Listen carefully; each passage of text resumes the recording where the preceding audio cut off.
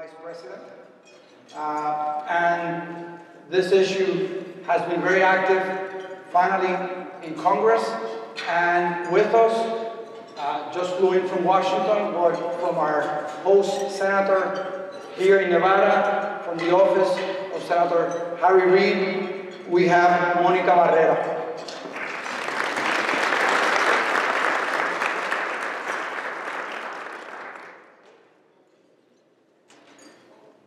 And representing a Hispanic-wide organization from throughout the nation, active with the HNLA, Hispanic National Leadership Agenda. And from the Hispanic Federation, its president, Jose Calderon.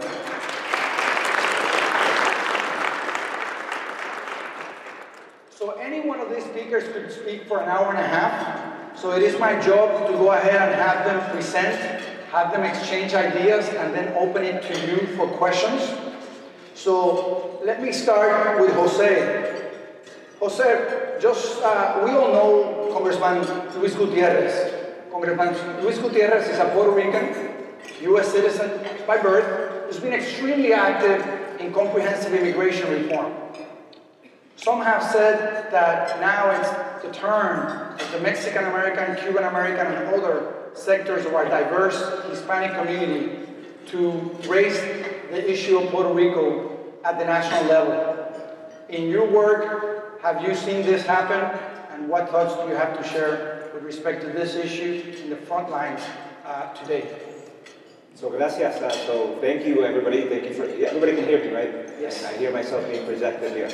So thank you for the invitation. Look, I think this work, in terms of national Latino advocacy, is at the very top of the agenda, the National Hispanic Leadership Agenda. In fact, has created a working group that now is part of the overall work we do around agenda setting for the Latino community, whether it's immigration, education, or any other issue. This issue right now is an issue that will be top priority for us now and in the long term. And really the Mexican-American community or other communities, Central American community, other Caribbean Latino communities have been very active around this issue. We all understand the importance of the island to our communities here. We understand certainly the importance of the Puerto Rican community. I happen to come from New York, and so we have the great privilege of seeing the incredible leadership of the Puerto Rican community that has established pretty much whatever we have Latino, the Puerto Rican community has been at the forefront of establishing. From institutions to the advocacy to whatever policies that we have that benefit our community, the Puerto Rican community has been at the forefront of fighting for that. And I think like that was mentioned now, in terms of the issue of immigration, has always been sort of at the forefront also of fighting that fight. Puerto Ricans have this long history here in the United States of championing the needs and the rights of not only their community, but other communities, and particularly with the Latino community. And I would say that we are in a really good place when it comes to the Latino community overall. You know, we've had, right, entre familia, we can say this, right, with these four walls. We've had issues, right, before with, sort of the Latino subgroups and sort of, again, who speaks for who and some groups are not at the table. But I can tell you that we are in a really good place of unity for the Latino community. We saw that already with Sonia Sotomayor when Justice Supreme Court Sonia Sotomayor was nominated, and how quickly the entire Latino community gathered around her nomination, and we fought long and hard for many, many months to make sure that she got a fair hearing and that she was ultimately nominated and put on the Supreme Court. And so I think that on that issue, on the issue of immigration, on so many other issues, you're seeing unity in the Latino community. And on this issue particularly, it's an issue that we all care about because the way that Puerto Ricans are treated or the way that many of our communities have been treated, right? When we think about Puerto Ricans almost as third-class citizens, even though that they have by birth, right, the citizenship, they've always been treated like immigrants here in this country. And certainly when you think about the way that the United States has treated Puerto Rico on the island and its citizens there, it's always been this afterthought, right? So we have a stake to make sure that when it comes to human rights or civil rights, that we defend the rights of our Puerto Rican brothers and sisters. And you're seeing that, which is, what's exciting in terms of this fight. And the diaspora, 5 million strong. We have 5 million Puerto Ricans here across the country has been united unlike it at any time in recent history. Thank you so much. And obviously, a lot of that fire and a lot of that advocacy is directed at the White House and at the President. Ginette, you obviously lead that effort, so I know you have a slide that we will share. How has it been, and how has this issue been addressed at the White House? Well, first of all, let me say thank you so much for having us here today. This is such a great group of people to be on stage, so I feel honored to be here with my colleagues. But I just want to say thank you to the Hispanic National Bar Association for bringing this issue to the forefront, too, for making it a priority. I want you to know that the administration does see this as a priority issue. This is something, as I go across the United States, in my position, I get an opportunity to focus on Latino outreach. And so I've had a chance to meet with Jose in New York, I've had a chance to travel out to California, down to Miami, all across the United States. And this is a topic that we continuously have conversations on. And we've really, as an administration, seen that this is a crisis right now, that we need to take steps. And we're in the process of doing that. But we've been taking action, and we're going to continue to take action, one with our administrative tools. So we've really been focusing across all the various agencies in the administration to see what we can do immediately, to see what investments we can do to help open up industries for job creation, to help with lowering energy costs, and specifically, too, with infrastructure in Puerto Rico. What can we be doing right now? I know one of my colleagues here will be talking a little bit more of the projects that they're working on. But most recently, earlier this month, it was announced that there was going to be $400 million in federal funds that was going to be expedited through the Department of Transportation, specifically to work on transportation infrastructure needs of Puerto Rico. And so we're looking through the administration what we can be doing immediately, what can we do right now. But what we've really realized that to do this, it's going to take a four-pronged legislative approach. And so we're asking Congress to put forth 4 specific things. 1, restructuring authority. 2, fiscal oversight.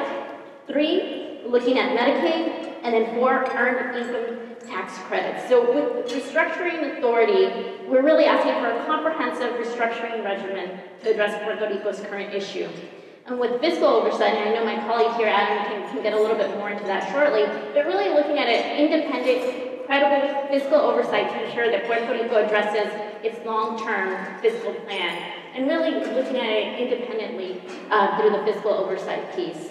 And then with Medicaid, making sure that we provide a long-term solution to Puerto Rico's historically inadequate Medicaid treatment, and really looking to see how we can change that and bring it forward. And then through the earned income tax credit, making sure that that's available to the people of Puerto Rico. And so through this 4-pronged approach, we're really pushing forward, and we're really asking Congress to act immediately for this. And so through the current administrative tools and through this 4-pronged approach, we continue to push forward. Great, thank you, Gina. We're going to get to Congress in a second, but I do know that Adam and the Treasury Department have been very active on a number of issues here. Remember, the key emergency here, it's looking at that default date.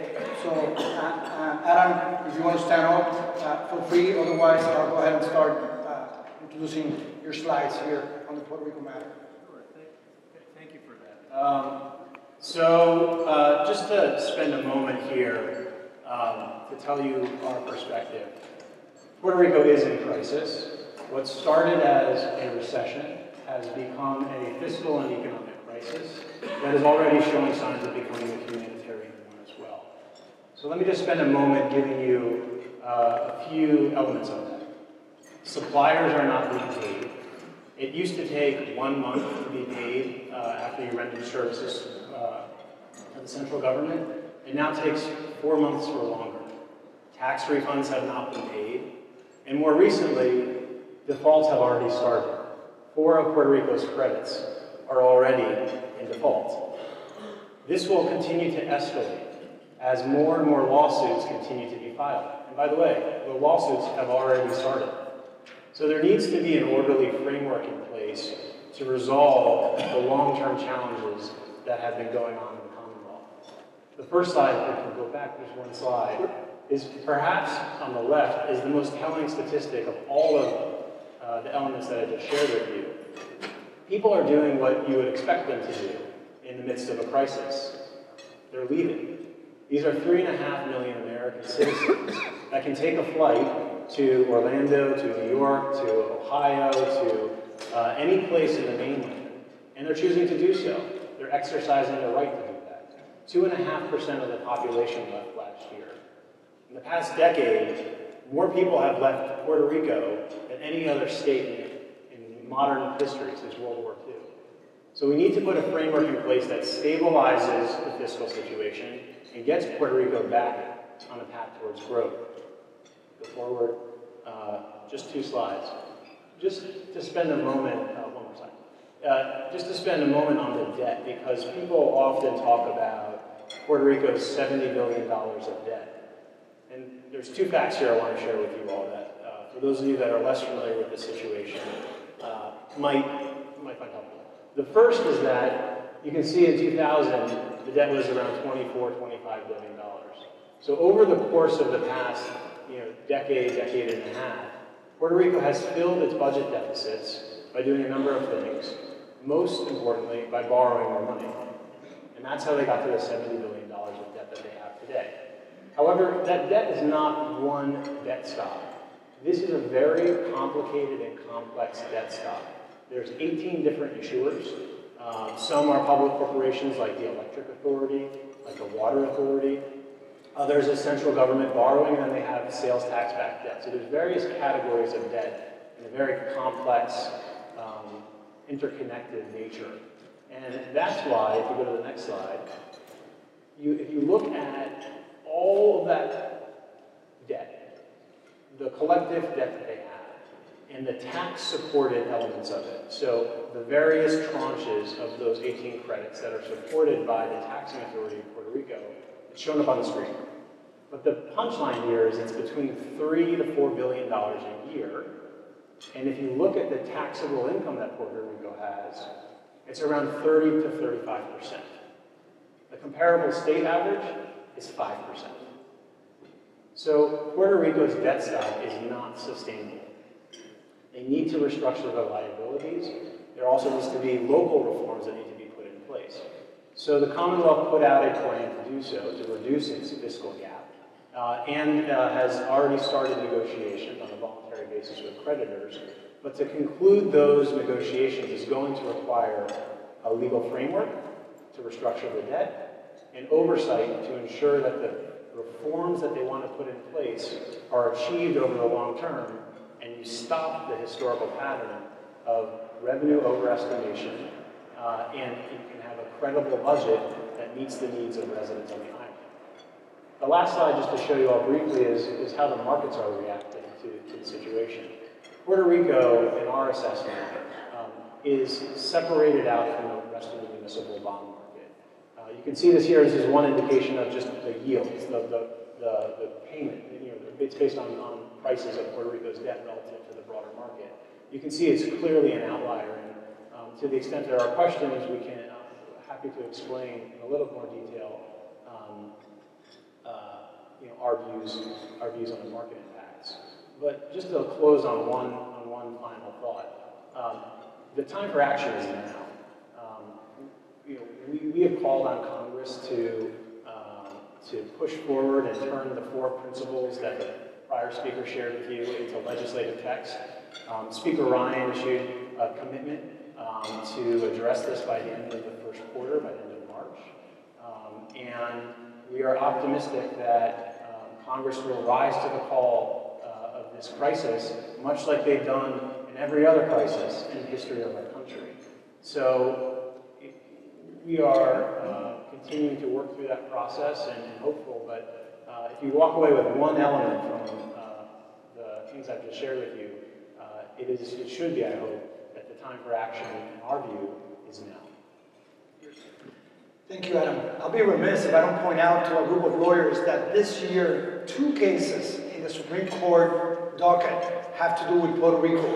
There was one in January 13, having to do with double jeopardy, and whether Puerto Rico is a separate sovereign, like a state, for purposes of prosecution.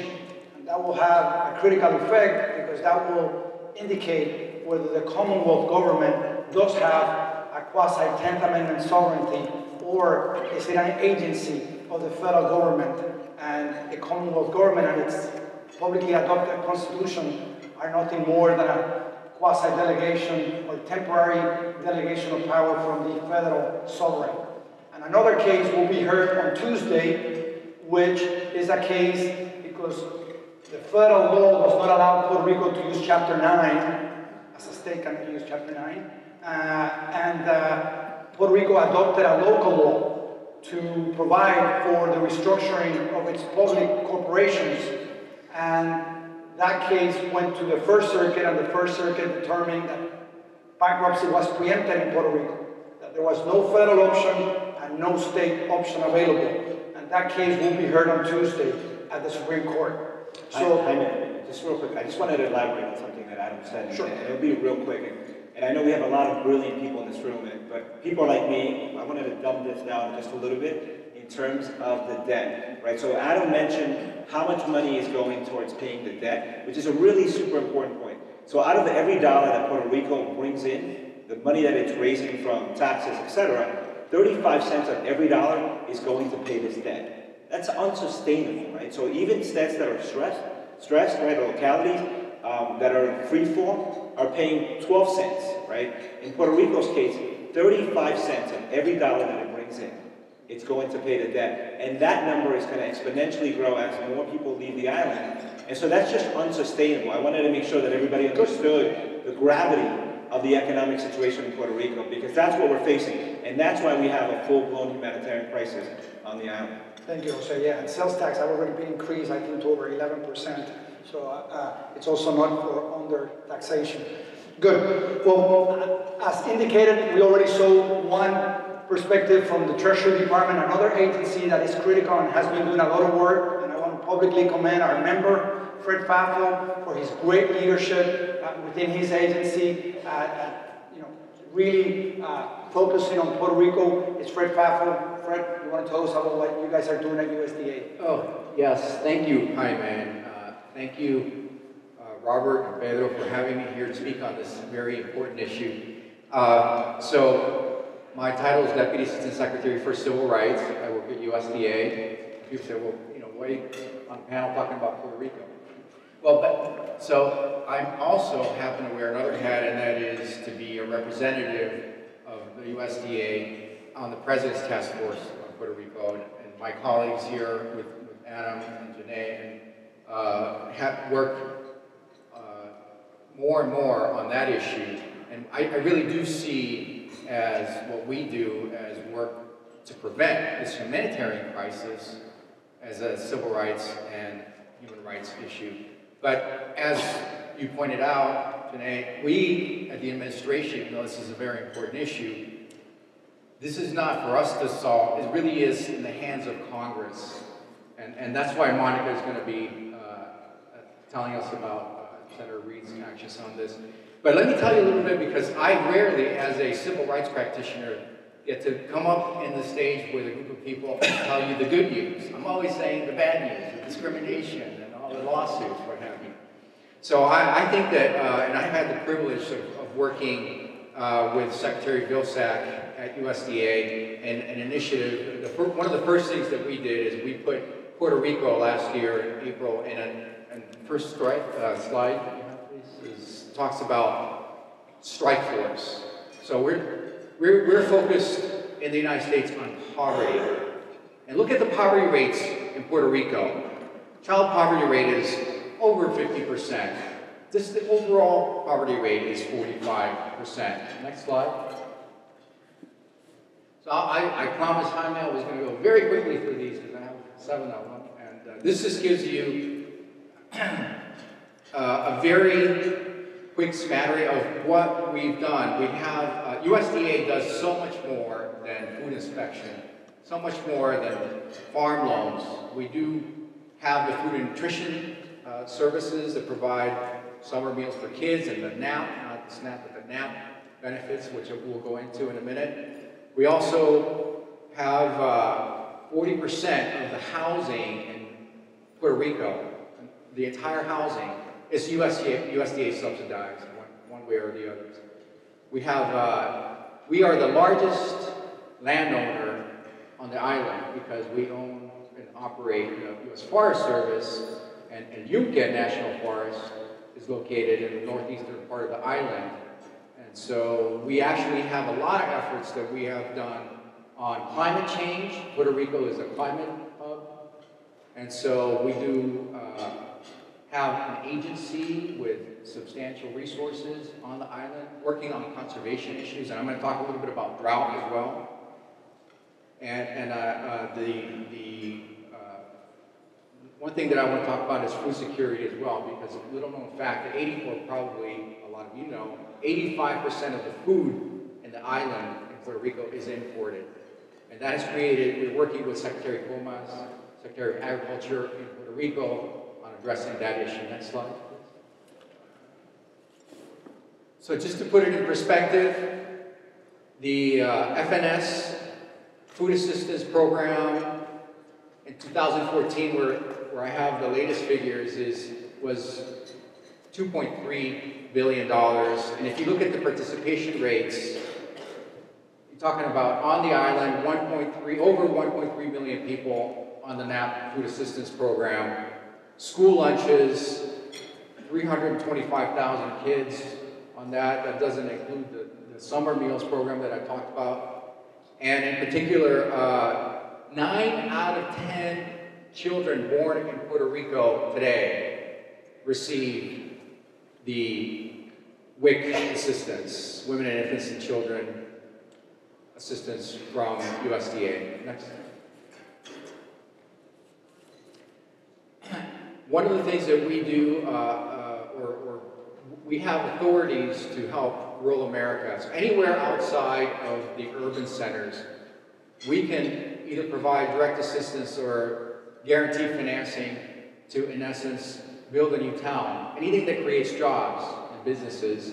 So I talked a little bit about housing. There's $324 million that were provided in single-family housing guarantees, rental assistance, almost $20 million. Community facilities. Now that's an important area, and that is in municipalities, anybody that needs a library or a fire station, a police station. And one of the things that I'm looking at is the lighting on the municipality, on the roads. Now it's traditional. We want to see if maybe we can use our community facilities powers to transform that into LED lighting, efficient lighting, which would save the municipalities about 50 to 60% of the cost in lighting. So that's something that, again, USDA, yes, USDA works in all these economic development areas. Next slide. So I talked a little bit about climate change, and you can see on top of the bad news that we provided on the financial crisis, Puerto Rico has been experiencing a historic drought. And many of you who have been to the island know that some of the areas have experienced water rationing. It was declared a state of emergency by Secretary Vilsack last year. And you can see right there on the map in the red areas where the concentration of drought is. And that's a severe drought area that's according to the U.S. Drought Monitor, Puerto Rico, as of December of last year. So we have been working to build additional capacity in reservoirs, 23 already in place with over 103 million gallons of capacity, and then $12 million have been pledged to build another 23 that are coming up. So next slide, food security. So this part, I think, is surprising to many people. Yes, 85% of the overall food is imported. 100% of oils, cereals, and sugar, so yes, sugar included. 90% vegetables, seafood, and spices. 80% of coffee. Now that raises eyebrows whenever I've told that story. There's not enough coffee in the island to supply the needs of the island. Cocoa and tea. So, next slide.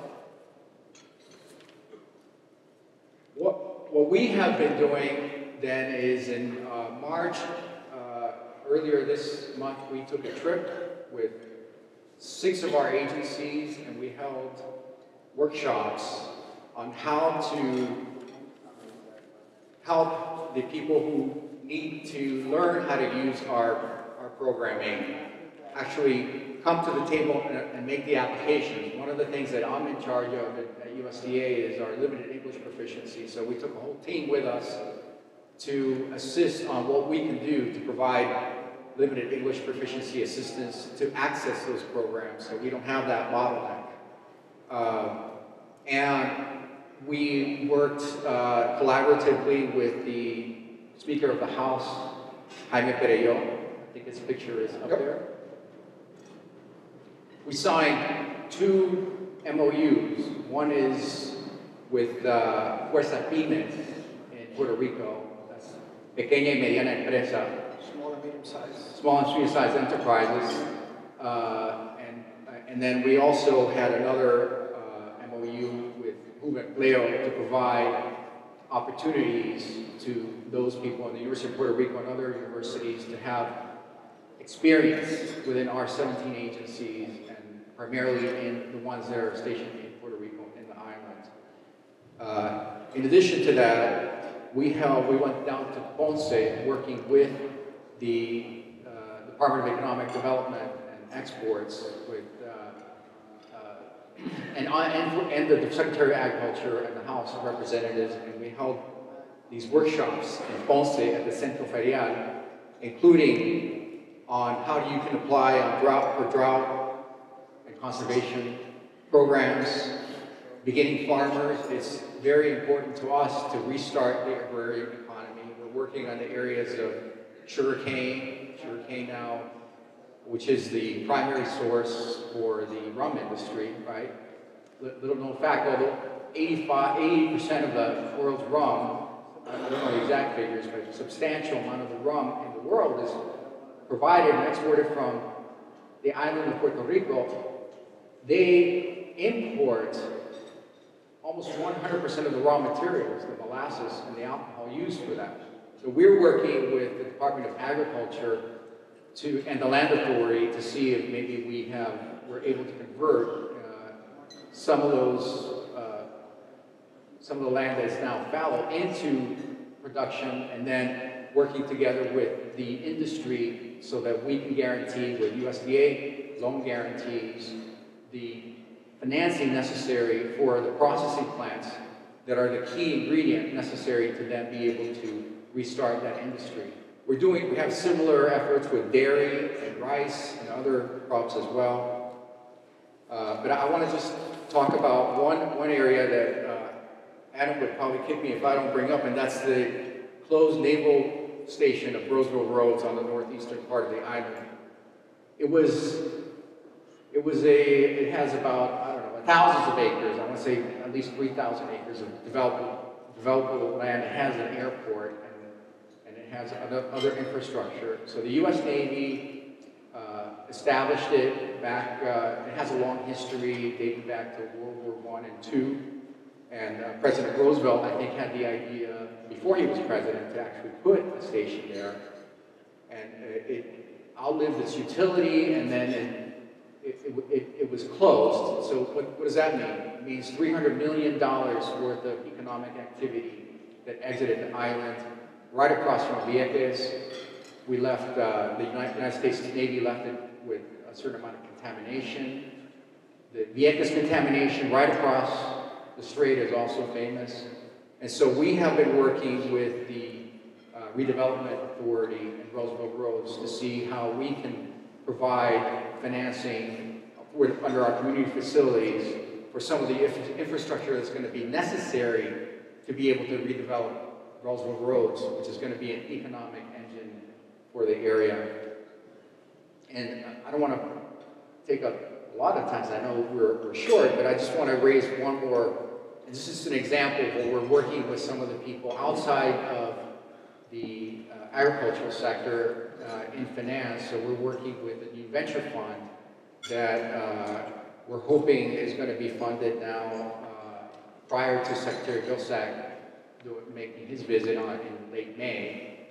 So we have cabinet level travel that we've also put into play, including Secretary Fox, I think, who's just there, Secretary Vilsack. And so we are hoping that this venture capital fund will provide $150 million or so that together with our programming from the U.S. government and loans and guarantees, they can get the necessary capital to restart small, medium-sized enterprises and kickstart the economy, create employment, and reverse that migration that we saw in that horrible slide that presented. Anyway, that's... Yeah. Thank you, Fred. As you guys can see, Fred has his hands full in looking at the economic development aspect, which is so critical. If at the end of the day, you're going to increase your economic activity and tax receipts. Obviously, we've heard here from the administration now, as the administration has indicated early on and continues to indicate, a permanent solution to the restructuring and to the debt requires legislative action. And with us now, Monica, what has Congress done on the Puerto Rico issue, which is an understatement because obviously we realize these days that it's hard for you guys to do much about anything. Where are we on this issue? Thank you so much for inviting me to the panel. Thank you for all of the work that you guys are doing every day. Obviously, it's a testament to how much of a priority it is for the administration. There are 3 people here from the administration speaking to the administration's efforts. And Jose, I just saw on Tuesday at this press conference to try and raise more attention to the humanitarian impact of the debt crisis, and you're doing so much incredibly important work too. So it's an honor to be here with my colleagues who are in La Lucha here, doing everything possible for the people of Puerto Rico. Obviously, there's only so much. Treasury has given amazing technical assistance. There's only so much that can be done administratively. We have to have a legislative solution, and that is a challenge in a Republican-controlled Congress. We have a Republican-controlled House, a Republican-controlled Senate, but I want to tick through what Senate Democrats have at least introduced. They haven't moved forward, again, given the politics of the current Congress, but that doesn't mean that we're not going to continue to try to bring some of these bills to light and to find a legislative solution for Puerto Rico. So just really quickly, I only have 2 slides. The first are bills that Senate Democrats introduced in 2015. This is just over the last year and this year as part of the 114th Congress. Senator Blumenthal introduced a bill that would have extended Chapter 9 of the U.S. Bankruptcy Code to Puerto Rico, that would have allowed the municipalities in Puerto Rico to restructure their debt. This is something that Puerto Rico had access to for years, up until the 1940s. It's something that would be incredibly useful. It wouldn't resolve the entire situation because there's a lot of debt that still wouldn't fall under Chapter 9, and that's why the administration has been pushing for broader territory restructuring, which my boss, Senator Reid, the Senate Democratic leader, supports, and a lot of other senators also support. But that is one solution. Senator Schumer also introduced a bill that would have addressed a lot of the inequities that Puerto Rico currently faces under Medicaid, traditional Medicare, and Medicare Advantage. I think it's important to talk, when we talk about congressional action, to talk about the fact that we have a responsibility, Congress has a responsibility to act to address Puerto Rico's economic and fiscal crisis, not only because there are 3.5 million American citizens that we're talking about, that Congress has a duty and an obligation to address those concerns, but also because it's precisely because of different disparities in our federal programs that Puerto Rico had to borrow debt to begin with.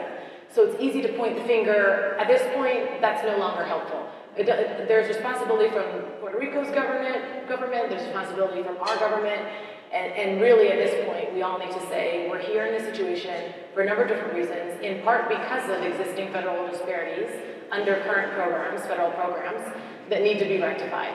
So this bill would have addressed the healthcare aspect of that.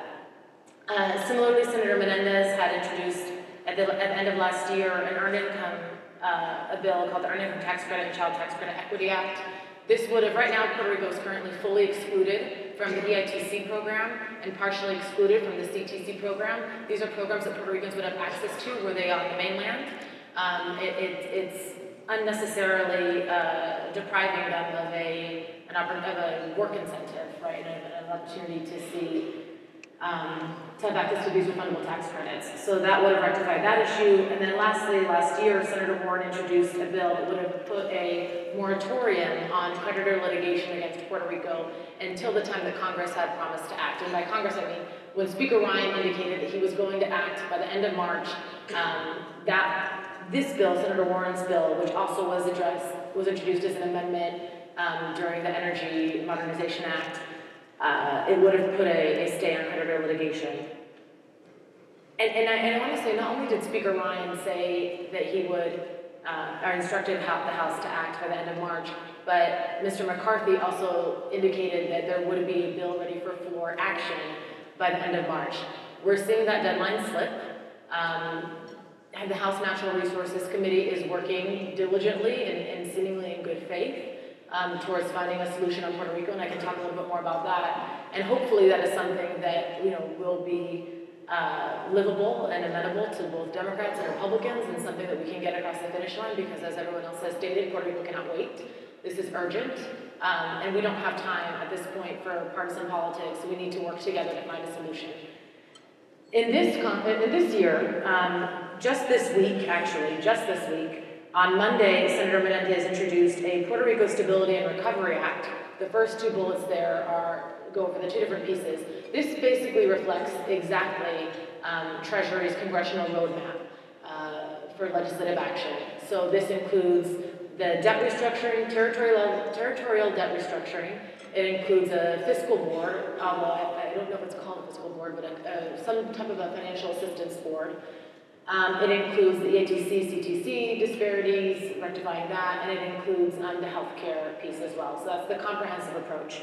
Separately, on Tuesday, Senator Gillibrand introduced what is called the Territories Relief Act, which would allow Puerto Rico also to access the territorial level debt restructuring. So there are a lot of, I just ticked off 7 different bills that Senate Democrats have introduced, and by the way, for the first 4, House Republicans either introduced the first iteration of this, and we were the Senate companion bill, particularly Mr. Pierluisi, who, as you know, is the resident commissioner for Puerto Rico, introduced the first 3, and Leader Pelosi, the House Democratic leader, introduced the companion to Senator Warren's bill, or Senator Warren introduced the companion to her bill.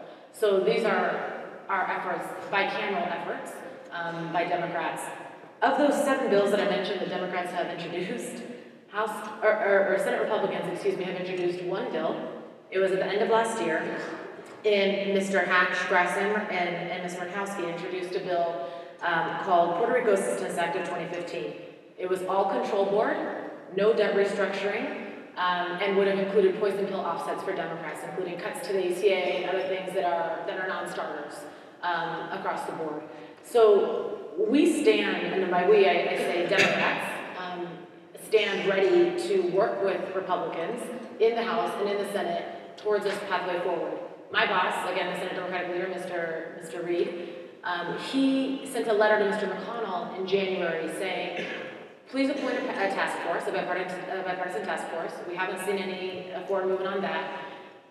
He also sent a separate letter with Senator Cantwell and every single Senate Democrat and the 2 independent senators in the Senate as well, 46 members of the Senate, all sent a letter to Senator McConnell saying, no solution that does not include debt restructuring is a viable solution.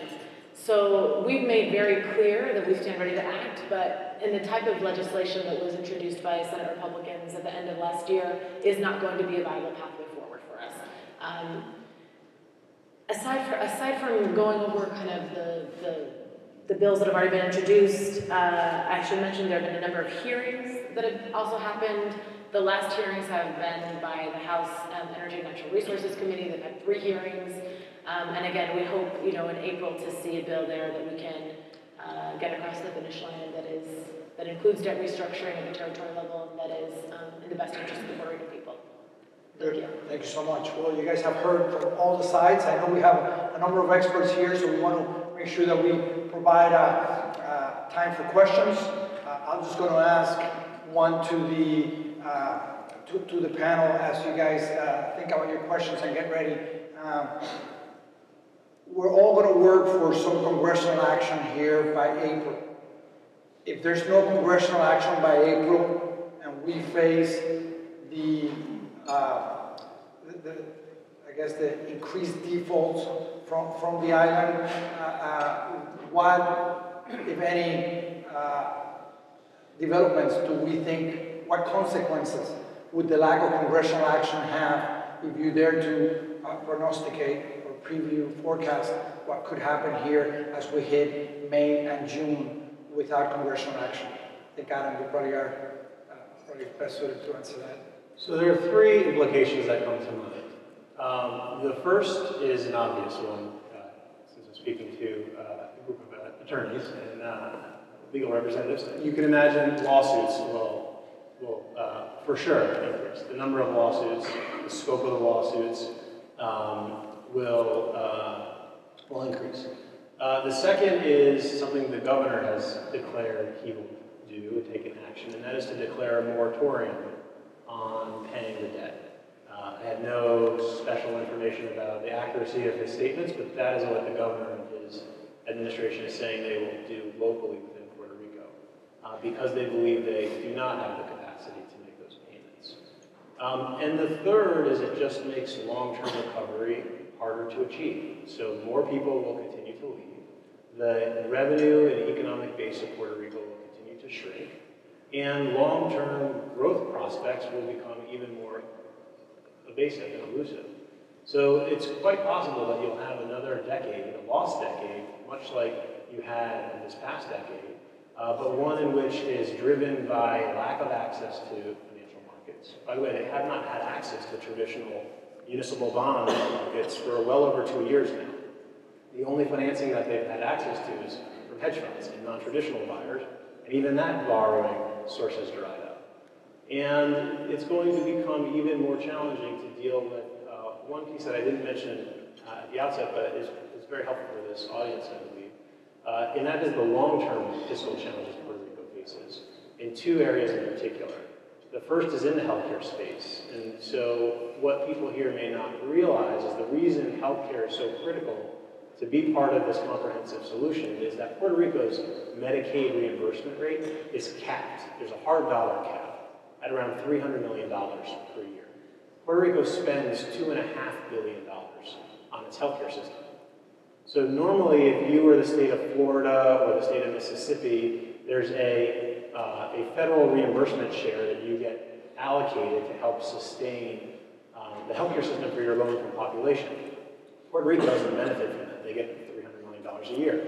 And they've been filling the residual amount of the federal portion that they otherwise would have been entitled to receive by taking down Affordable Care Act funds they received several years ago. When those funds run out, and they're forecast to run out within the next year and a half, there will be $1 billion deficit that emerges, on top of all the challenges that they already have to face. And that's why fixing the Medicaid problem is such an important piece of the long-term solution. Not to mention the healthcare system in Puerto Rico is 20% of the economy. And 1.5 million people, 1.6 million people of the 3.5 are on the Medicaid system in Puerto Rico. So there is no room for error in this economy. The second piece of what will become even more challenging to deal with as a result of failure for Congress to act is to deal with other challenges on the island, and in particular the pension system in Puerto Rico. So Puerto Rico has a $46 billion pension liability. Today, actually, as of fiscal 14 last year, there were $2 billion of assets. The largest system serves 250,000 people, about a quarter of the workforce, between retirees and current workers. It's funded at 0.4%, 1/4 of 1%. The next lowest state average on public pensions is Illinois, and it's around like 40, 45% or so. So this, this life support, pension that people depend on in Puerto Rico is thrown into flux because it's not funded as well. And so they're going to have to find a way to continue to support these very critical obligations to residents. And by the way, these aren't gold-plated pensions in many instances. The average monthly payment is $1,200 in the largest system, Imagine trying to live on $1,200 a month. And a third of the people don't participate in Social Security. So it's the primary and only, in some cases, source of income. So those are the types of challenges that they're going to have to deal with. I'll just end by giving you all a little more color on sort of why are we talking about May and June, which could be helpful. We sort of skipped around it a little bit. So Puerto Rico has an entity that's very unique. It's called the Government Development Bank. It's sort of a central bank in some respects, but it's the fiscal agent. It does all the borrowing, provides clearing, holds deposits for public corporations, functions in many ways like a bank, probably like a traditional bank would. So they have over $400 million of debt service coming due May 1st. And they believe it's highly unlikely that they'll be able to make that debt service payment. So that's sort of the May 1st deadline. The second deadline is July 1st, which is when most of the Commonwealth's semi-annual debt obligations come due. There's about $2 billion due on that day. But of that $2 billion due on July 1st is $800 million of general obligation debt.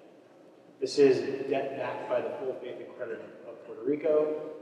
Its constitution gives the general obligation debt a first priority, so that it is very senior in some sense, unlike general obligation debt in other locations.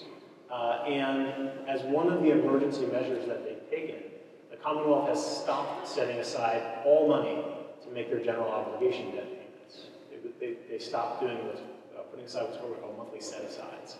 And as a result, there is no money available to make that debt payment of a very senior debt that's due. And so it will throw the Commonwealth into a situation where, you know, the governor is forced to pay bondholders or forced to provide critical services to the local economy.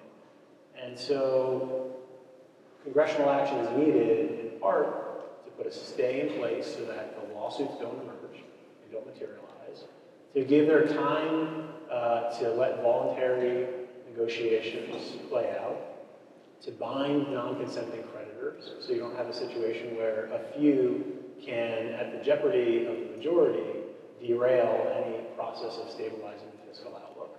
And like I mentioned at the outset, oversight, because we need credible revenue forecasts, we need a long-term fiscal plan, and we need an environment that can get Puerto Rico back to growth and can help encourage investment, capital investment. Businesses, you know, we hear from businesses all the time that come into the Treasury Department that talk about their desire and interest in investing in the island, in clean energy, in aerospace, in manufacturing, in pharmaceuticals, which is Puerto Rico's bread and butter.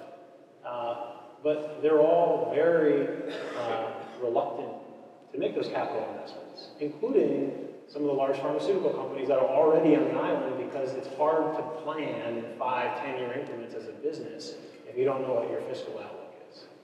And so, without congressional action, very, very soon, I think it's fair to say the situation will get worse and much worse than it already has. Thank you, Adam. All this happening while Puerto Rico gets ready for its gubernatorial election, which occurs every 4 years. So all this in the midst of a political debate, which for those of you that know Puerto Ricans, if there's one thing they're active about, it's political discourse. So I would like to open it now for questions. I do know we have a number of experts here. So Raúl Herrera from Arnold & Porter in Washington, D.C. Muchísimas gracias. Tremendous panel, fantastic information, insight.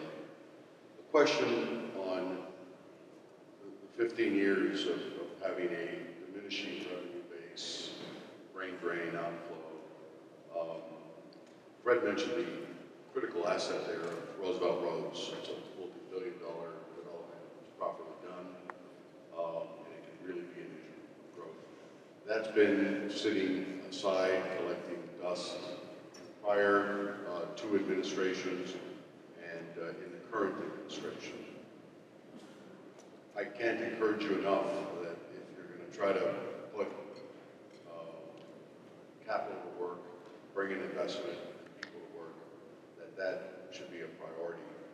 I understand that last year they actually awarded an agreement to a master designer whom we represented, and due to a lot of internal issues about which I'm sure you're aware, that designer stepped off, and the project is back where it was.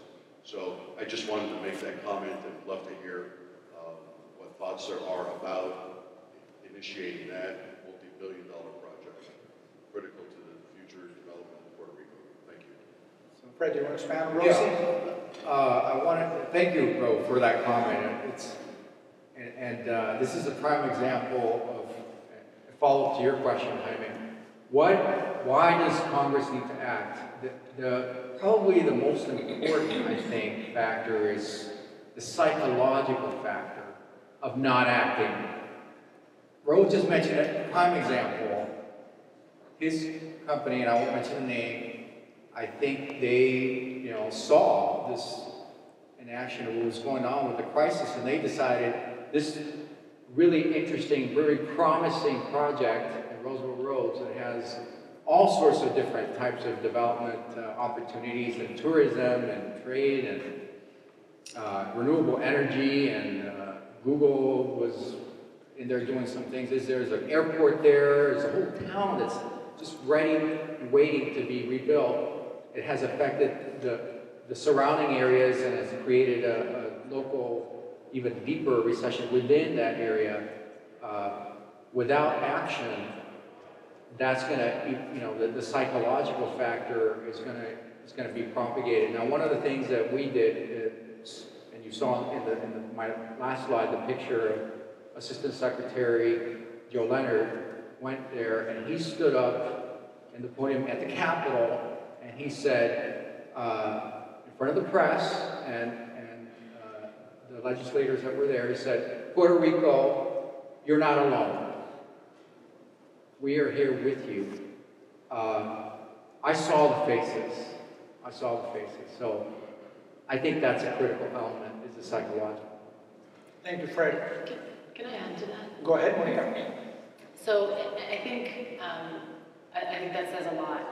And in addition, we're coming up, it's actually very ironic. In April, Congress is going to commemorate the Boricuaneers who fought in World War I, World War II, the Korean War, with the highest honor that we can possibly give them for their acts of valor and military service. And at this time, to also recognize all of the sacrifices that Puerto Ricans have made on behalf of all Americans, and then at the time when Puerto Ricans need all Americans to show up for them, the fact that we are even at this stage is really insulting. And congressional action, it sounds difficult, it sounds hard.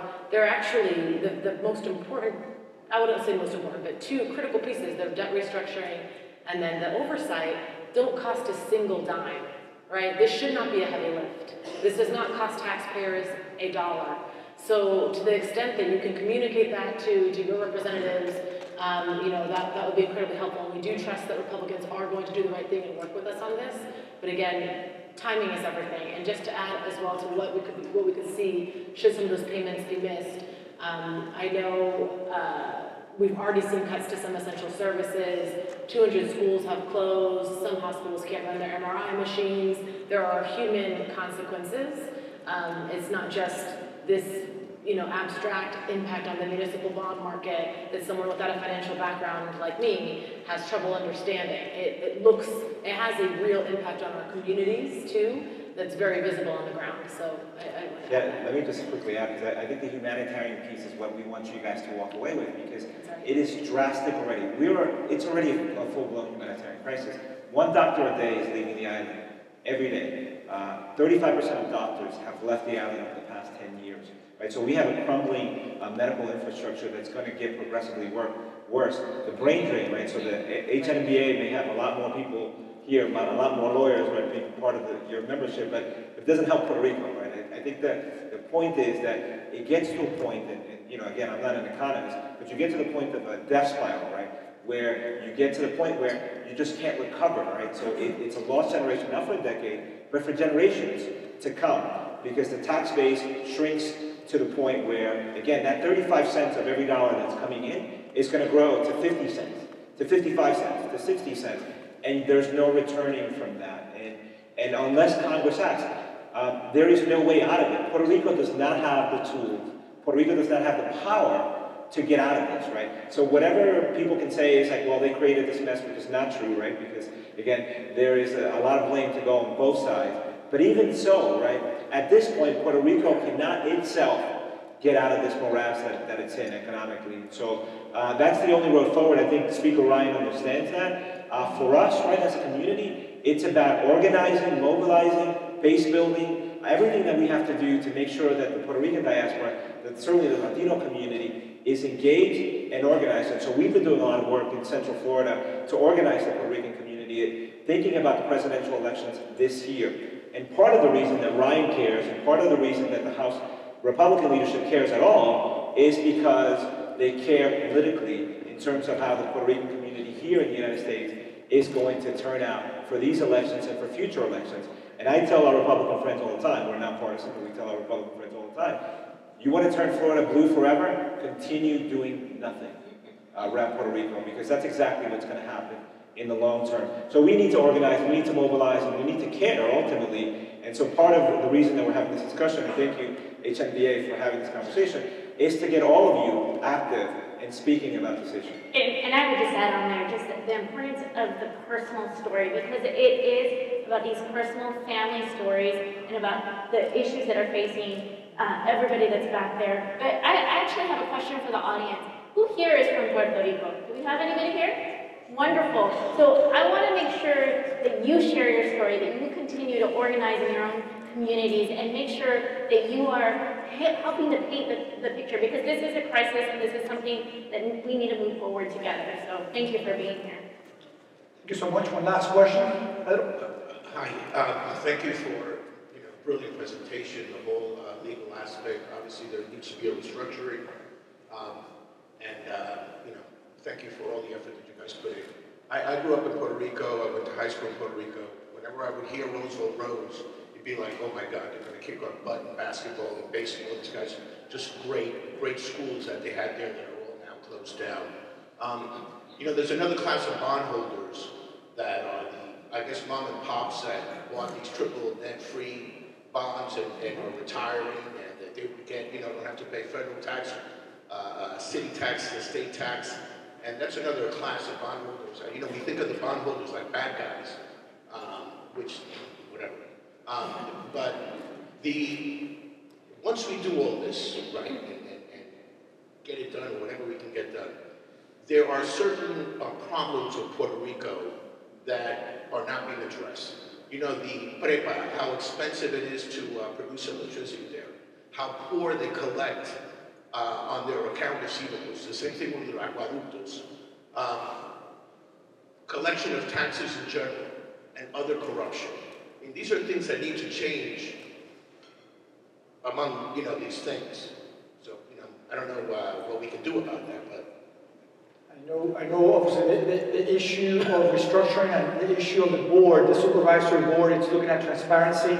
I don't know if anybody wants to add anything other than that, sir. It's recognized as part of this. It's not only a Band-Aid. We don't want to be here again in 10 years. So learning the lessons will be a critical part of this restructuring and of this actions. Good. Well, let's go ahead and first give a hand. I have another question back there, but I think I'm out of time. I want to now introduce very quickly the General Counsel. I have a question back there. Can we take a last one? I see that you're eager to ask the question, so why don't you ask it and then I'll get in trouble. Hi, my name is Ana Cruz, and I was born and raised in Maya, West Puerto Rico. And I want to suggest and ask and share a personal experience. And I want to suggest that in order to help Puerto Rico get out of this debt crisis, there needs to be some reform that would give rise to greater judicial efficiency in Puerto Rico, and a revamping of the very ancient mandatory inheritance laws that Puerto Rico has. And just from personal experience, I'd like to share that My father passed away in April of 2014, and I was named executor of his estate. It has taken 22 months for the local court to issue the cartas testamentarias, which are basically the executory letters that give the executor power to do anything. Further, within my father's estate is his divorce from my stepmother that has been in litigation for 17 years. Evidentiary hearing was ordered in that case in 2007 that has not taken place.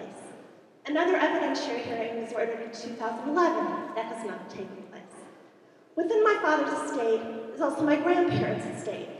My grandfather passed away 35 years ago. It has not been resolved. Within those estates are 9 properties, 5 commercial properties and 4 residential properties that have been taken out of circulation because of the mandatory inheritance laws. I share ownership of my grandparents' properties with 15 other people who all need to reach agreement for anything to be done. I don't see how you can have any kind of commercial development in a territory where people have the use of their assets basically taken away for 3 generations. So I would submit that when you're looking at resolving problems in Puerto Rico, you need to look at judicial reform, and if necessary, create a federal cause of action for people who can't get an evidentiary hearing for 9 years. It's absurd. Thank you so much for sharing your story. Clear your pain in some ways. I do know we have a number of members of the bar of the Commonwealth of Puerto Rico here, St. Ricardo Ponte Barsi and others, so I'll make sure that they also take that at hand. At this time, it's my honor to introduce our General Counsel of the Hispanic National Bar Association, Rosebeli Marquez. Thank you, Jaime, and thank you for guiding this important discussion, and to our panelists, thank you for your time here today, but more importantly for your efforts in your respective organizations and the work that you're doing to move this forward. You all spoke about our responsibility as members and our responsibility to our community to continue this discussion. And on behalf of the HNBA, I want to encourage all of you, especially our regional presidents, if you have not scheduled one of these or hosted one of these conversations, you really should do so. Reach out to our task force, reach out, hopefully volunteering our panelists to serve as a resource for you all so that we can continue to share and educate our community on what the issues are and what we need to be doing, because we do have a social responsibility here. To the gentleman's point, there are bondholders that are individuals. Many of you know my grandfather recently passed away, and he was an individual bondholder, and he basically lived off the interest of his bond. And at this point, my grandmother is surviving, but she lives with Alzheimer's, and those interests are what's being used for her numerous medications. So there are a lot, and it's really impacting our personal lives, our families there. So it's an important issue that we need to continue to move forward. So thank you very much for guiding us all through this. I just have a